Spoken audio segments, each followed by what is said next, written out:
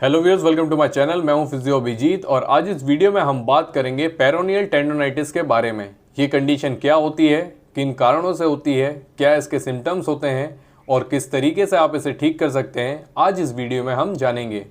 So viewers, हमारे पैर में दो पेरोनियल टेंडन्स होते हैं, पेरोनियस लॉन्गस और पेरोनियस ब्रेविस।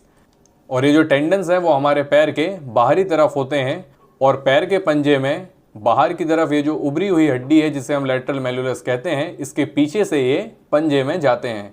सो व्यूअर, जब इन टेंडन्स में इन्फ्लामेशन यानी कि सूजन आ जाती है तब पेरोनियल टेंडोनाइटिस देखने को मिलता है और जब ये समस्या लंबी हो जाती है तब ये टेंडिनोपैथी में बदल सकती है। सो व्यूअर, से जो कंडीशन है वो रनर्स में, डांसर्स में और साथ ही साथ बास्केटबॉल जैसे खेलों में देखने को मिलती है जहां पर खिलाड़ी अपनी दिशा बार बार बदलते हैं। सो व्यूअर, से जो कंडीशन है वो ओवर यूज़ के कारण देखने को मिलती है जहां पर टेंडन पर बार बार लगातार प्रेशर आता है, जैसे कि रनिंग के दौरान, या फिर उन लोगों में ये देखने को मिलती है जिन लोगों में लेटरल एंकल स्प्रेन यानी कि जो पैर का पंजा है उसके बाहरी तरफ बार बार मोच आए, जिसके कारण भी जो पेरोनियल टेंडोनाइटिस है वो आपको हो सकता है। सो व्यूअर्स, अब हम बात करते हैं इसके सिम्टम्स की। सो व्यूअर्स, पेशेंट को पंजे के इस हिस्से में दर्द होता है, छूने पर इस हिस्से में दर्द होगा पेशेंट को, यानी कि जो टेंडरनेस है वो भी प्रेजेंट रहेगी। इसके अलावा जब हम पंजे को प्लांटर फ्लेक्शन और इन्वर्जन में लेकर जाते हैं, यानी कि नीचे और अंदर की तरफ जब हम पंजे की मूवमेंट करते हैं तो हमारे जो पेरोनियल टेंडन्स हैं वो स्ट्रेच होते हैं, जिसके कारण भी पेशेंट को दर्द महसूस होता है। इसके अलावा जब हम फोर्स के खिलाफ इवर्जन यानी कि बाहर की तरफ ये मूवमेंट करते हैं तब भी पेशेंट को दर्द महसूस हो सकता है, उसके सिम्टम्स बढ़ सकते हैं। सो व्यूअर्स, अब हम वीडियो में आगे बढ़ते हैं और जानते हैं किस तरीके से हमें पेरोनियल टेंडोनाइटिस को ट्रीट करना है। इसके अलावा यदि आप मेरे चैनल पर नए हैं तो चैनल को सब्सक्राइब कर दें, वीडियो को लाइक कर दें और साथ ही साथ बेल आइकन दबाना ना भूलें ताकि आगे आने वाली वीडियोस की नोटिफिकेशन आपको मिलती रहे। इसके अलावा यदि आपके मन में कोई सवाल है तो कमेंट बॉक्स में मुझे ज़रूर लिख कर बताएं और यदि आप मुझसे ऑनलाइन कंसल्टेशन लेना चाहते हैं, ऑनलाइन रिहैब कराना चाहते हैं तो स्क्रीन पर दिए गए नंबर पर कॉल या व्हाट्सएप करके ज़रूर कांटेक्ट करें। तो चलिए वीडियो में आगे बढ़ते हैं और जानते हैं किस तरीके से हमें पेरोनियल टेंडोनाइटिस को ठीक करना है।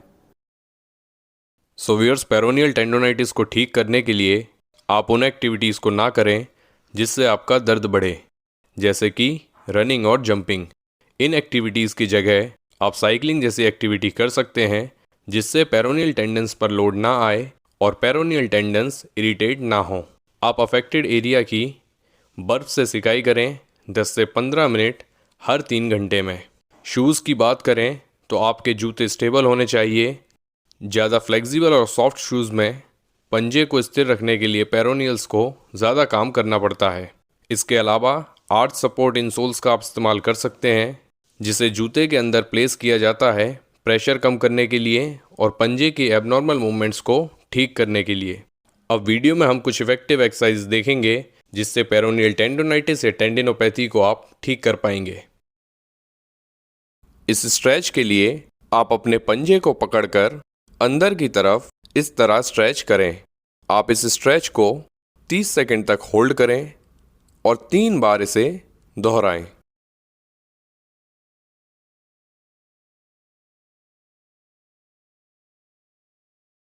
इस एक्सरसाइज में आप एक टेनिस बॉल से पैर के बाहरी हिस्से में जो पेरोनियल मसल्स हैं उनको हाथ से बॉल पर प्रेशर लगा के इस तरह रिलीज़ करें। इस तरह आप 1 से 2 मिनट तक टेनिस बॉल से रिलीज़ करें। जिस हिस्से में आपको मसल में टाइटनेस या टेंडरनेस लगती है उस एरिया पर आप थोड़ा ज़्यादा फोकस करें। इस एक्सरसाइज में आप एक रेजिस्टेंस बैंड को इस तरह प्लेस करें। अब हाथ से बैंड पर टेंशन बनाए रखें और पंजे को बाहर की तरफ इवर्जन में लेके जाएं। इस एक्सरसाइज से पेरोनियल मसल्स की स्ट्रेंथनिंग होगी। आप 10 से 15 रेपिटेशन के 3 सेट्स इस एक्सरसाइज के परफॉर्म करें।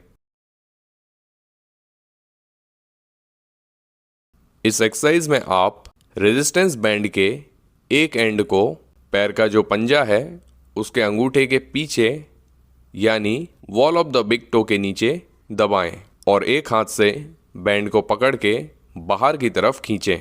अब यहाँ से अपनी एड़ी को ज़मीन से उठाते हुए आप हील रेजेस परफॉर्म करें।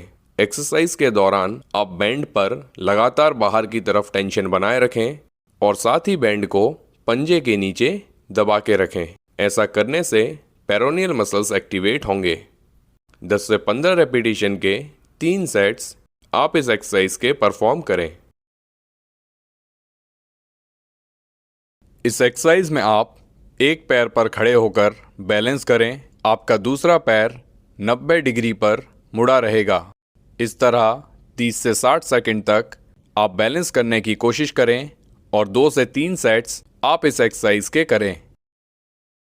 सिंगल लेग बैलेंस को आगे प्रोग्रेस और चैलेंज करने के लिए आप टेनिस बॉल टॉस और डाइवर जैसी मूवमेंट्स कर सकते हैं।